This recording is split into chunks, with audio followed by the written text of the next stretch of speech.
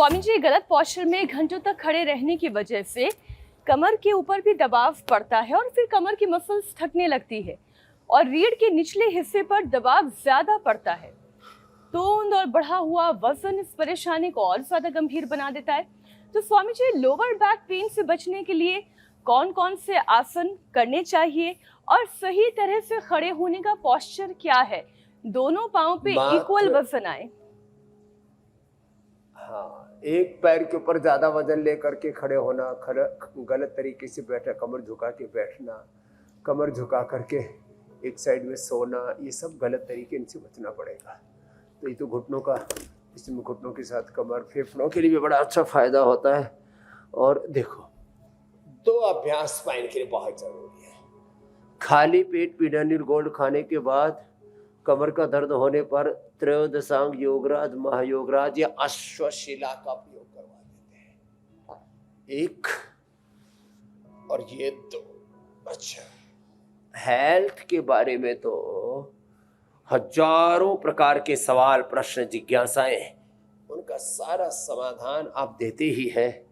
इसमें बहुत सारे लाइफ के जो social, religious, political, universal aspects होते हैं ना, सब को भी हम जो अलग अलग प्रकार के भय, भ्रम, भ्रांतियां पाल रखे हैं, उनको बेपर्दा हम यहाँ पर करते हैं।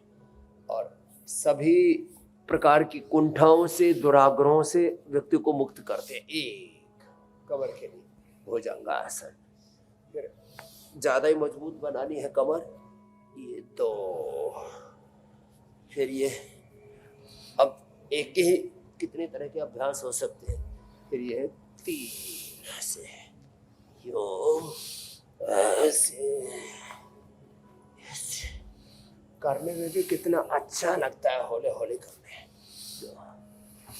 थोड़े नाजुक है ना वो, धीरे धीरे करने, और थोड़े मजबूत है वो तेजी से करने हैं, अपने अपने सामर्थ्य के अनुरूप यथाशक्ति।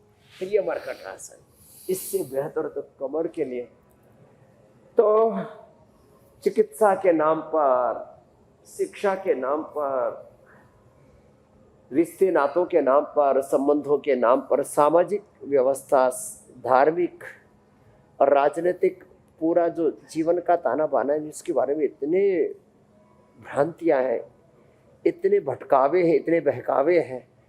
99% लोग अलग अलग प्रकार के उलझनों में लगे रहते हैं।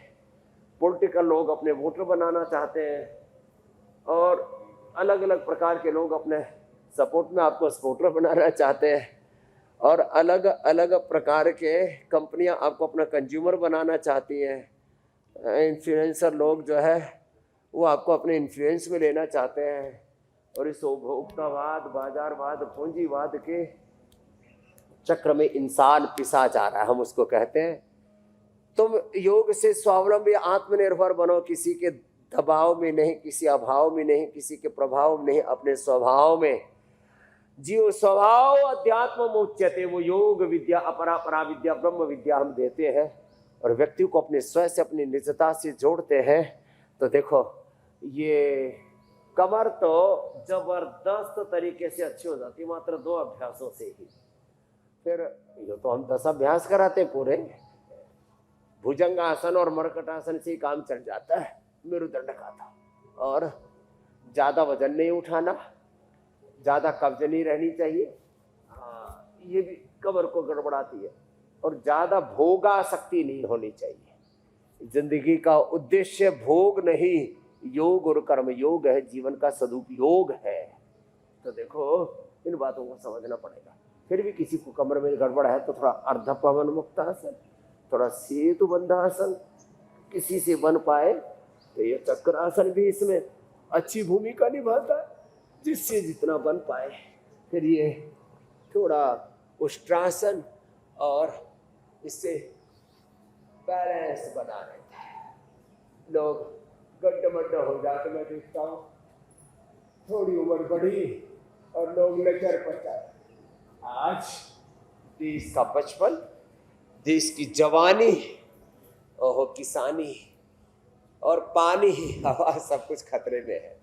योग करे, उद्योग करें और जड़ी बूटियां लगाएं, धरती को सस्य श्यामला बनाएं, जहरीली हवाएं, जहरीला खाना पीना, जहरीला पानी, जहरीला वातावरण, जहरीली राजनीति, जहरीली सियासत, चारों तरफ सियासी लोग, मजहबी लोग और अलग अलग प्रकार के समाज के अंदर ना इतने कन्फ्यूजन्स हैं और इतना पोल्यूशन, इतना अडल्ट्रेशन।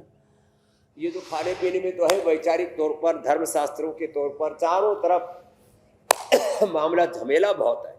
इसलिए सारा झमेला हम हेल्थ का ही नहीं, हेल्थ के साथ, फिजिकल हेल्थ के साथ जो मेंटल हेल्थ है, जो हमारी इमोशनल सोशल हेल्थ है, पॉलिटिकल, रिलीजियस, यूनिवर्सल हेल्थ की ओर हम लोगों को आगे बढ़ाते हैं। वैयक्तिक स्वास्थ्य से लेकर के वैश्विक स्वास्थ्य का आंदोलन हम चला रहे हैं इंडिया टीवी पर। Thank you. बिल्कुल बिल्कुल बिल्कुल।